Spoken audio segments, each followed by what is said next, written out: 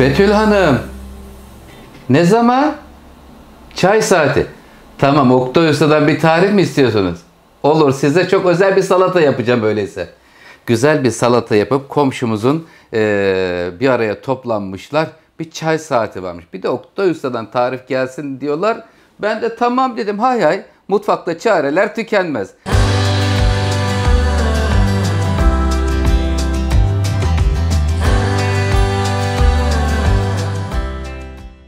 Sevgili seyircilerim, mutfağıma hoş geldiniz, sefalar getirdiniz. Güzel, şöyle elimde bakın dörtlü malzemeyi görüyorsunuz. Patates, havuç, haşlanmış yumurta, haşlanmış pancar, haşlanmış tavuk, mısır taneleri, taze soğan, dereotu, maydanoz, mayonezli, üzeri narlı bir salata hazırlayacağım. Bu salata çay saatlerinde, doğum günü partilerinde inanılmaz bir puan kazandıracak bir salata olacak. Çünkü bayanlara göndereceğim ki şöyle bir görecek. Oo, bu nasıl bir salata? Daha önce görmedik diyecekleri bir salata olacak inşallah. Evet efendim, şimdi malzemelerimizi hemen haşlanmış patatesi, yumurtası, haşlanmış 2 parça tavuk göğüs var, mısır taneleri, mayonez, nar, taze soğan, dereotu, maydanoz ile hazırlıyorum. Tuz ve karabiber de olacak. Şimdi sevgili seyircilerim, son derece kolay. Yapmamız gereken işlem haşlanmış olması yeterli malzemelerimizin. Evet, şimdi sevgiyle başlıyorum. Bismillahirrahmanirrahim. Önce patatesi rendeliyorum. Böyle geniş bir tepsiye ya da tabağa hepsini sırasıyla rendeleyin. Ondan sonra da tamamlanma sürecine geçeceğiz. Evet, patatesi önce rendeliyorum. Sırasıyla buraya patates, şuraya havuç, pancar, yumurta, hepsi rengarenk burada olacaklar önce.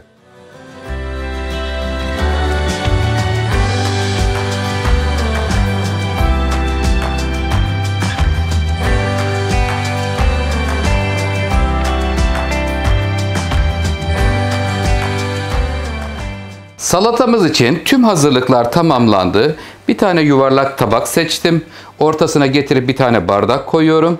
Ortasının boş olması gerekiyor bu salatada. Sevgili seyircilerim, narlar ayıklandı. Subhanallah, şu güzelliğe bakın. Ya Rabbi, ne güzel nimetler veriyorsun bizlere. Efendim, tavuklar doğrandı. Dereotu, maydanoz, taze soğan, hepsini doğradım, karıştırdım. Mısırlar, yumurta, havuç, patates, pancar, hepsi rendelendi, hazır. Mayonez burada şanti torbasına dolduruldu. Tuz, karabiber, onu da yanıma hazır edeyim. Tüm hazırlıklarımız tamamsa artık salatanın yapım aşamasına geçiyoruz. Bismillahirrahmanirrahim. Şimdi burada rendelenmiş olan patatesi getiriyorum sevgili seyircilerim. Şöyle bir güzel buradaki bardağın etrafına patatesi yayıyoruz. Sevgiyle elimize eldiven giyip şöyle ya da kaşık yardımıyla da yayabilirsiniz. Sevgili seyircilerim, önce böyle bir etrafına haşlanmış patatesi veriyoruz. Rendeledim. Daha henüz tuzunu, biberini koymadım. Burada ekleyeceğim çünkü tuzunu, biberini. Sevgili seyircilerim, ondan dolayı koymadım. Şimdi sırasıyla bunun peşinden havuç gelecek. Havuçtan sonra yumurta, tavuk, yeşillikler, mısır, hepsinin tüm detaylarıyla dolduruluşunu, hazırlanışını sizlerle paylaşıyorum.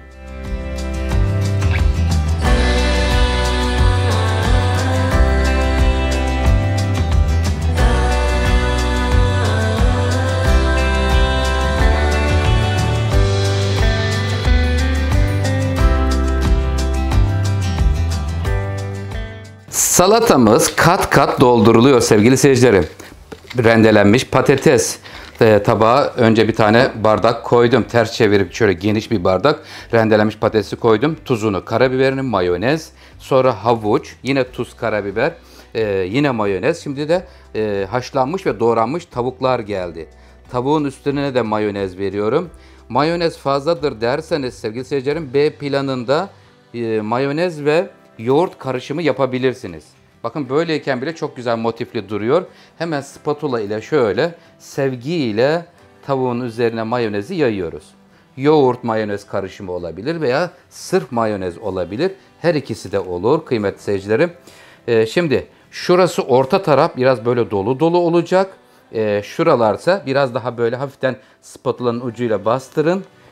Bu taraf biraz ince ama orta taraf dolu dolu olmalı salatamızda.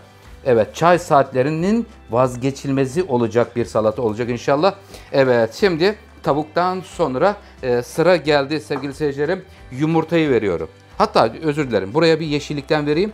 Yeşillikten sonra hemen yumurtasını vereyim. Çünkü yumurta ile bu yeşilliklerin buluşması çok güzel olur.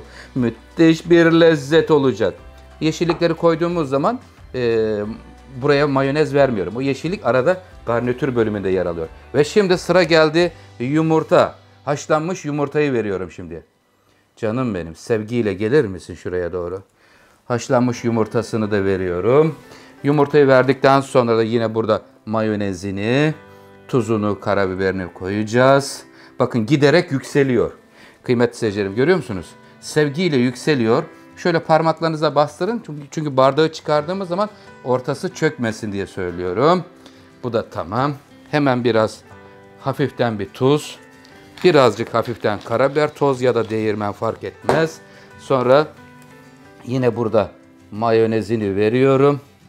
Sevgiyle ve hemen spatula ile sürüyorum üzerine sevgili seyirciler. Katmanlar birbirine karışmasınlar. Aman dikkat edelim. Yavaş yavaş sona doğru yaklaşıyoruz.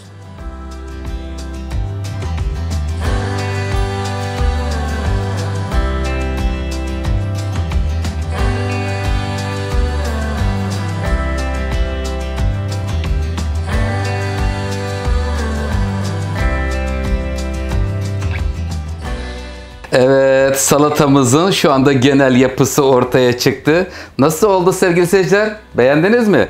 Gerçekten çok güzel oluyor. Çünkü içindeki katmanlar bir harika.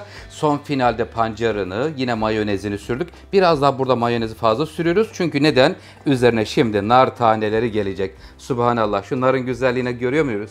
Sevgili seyirciler, narları şöyle üzerine döküyorum. Bol narlı olacak. Komple narla kaplanmış oluyor üzeri. Bu salatanın ayıklanmış, bol narlı bir salata oluyor sevgili seyircilerim. Kenarlarını da şuradaki kalan dereotu, maydanoz, onları da şu son kısımlara koymayı planlıyorum. Şuradaki tabağın kenar bölümüne şöyle bir etrafını döndürüyorum. Sevgiyle hazırlanmış. Çünkü üzerine neden pancarı koyduk? Hemen onu da söyleyeyim. Biraz renk desteği versin diye. Çünkü buradaki narın rengine yakın bir renk olduğundan dolayı, ondan dolayı en üste narları koyuyoruz. Hemen altında da pancar var. Pancar oradan biraz alttan destek veriyor. Kıymetli seyircilerim. Hay maşallah. Burada kızım kaç tane nar ayıklamıştın buraya? 2 tane. Evet sevgili seyircilerim, 2 tane ayıklanmış nar var bu salatada. Bol narlı bir salata. Güzel, şifa olur inşallah yiyenlere diyoruz. Narlarıyla kaplıyorum. Kenarlarını şimdi yeşilliklerle şuraları süsleyeceğim. Süsleme bölümünü tamamlıyoruz. Dolapta 2 saat bekletiyoruz. Sonra da servis vakti diyoruz.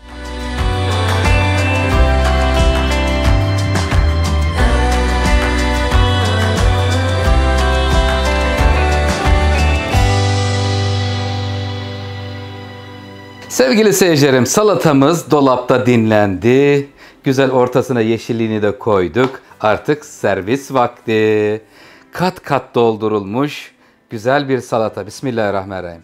Efendim, çay saatlerinde güzel sevdiklerinizle en güzel sofralarda güzel insanlar olsun inşallah. Bu niyetlerle efendim salatamızın sunumunu sizlerle paylaşacağım. Sevgili seyircilerim, şuraya bakın, görüyor musunuz? Bak şöyle bırakacağım. Patates, havuç, tavuk, mısır, maydanoz, dereotu, pancar. Pancar en üst katta. Burada narlara destek veriyor çünkü. Hemen şöyle burayı iç kısmını da size doğru çevireceğim. Onu da görmüş olacağız. Buradan yaklaşık olarak çay saatindeki komşularımıza ikram edeceğimiz için nereden baksanız sevgili seyirciler 15-16 kişiye yetebilecek miktarda güzel bir narlı salatamız ortaya çıkmış oldu.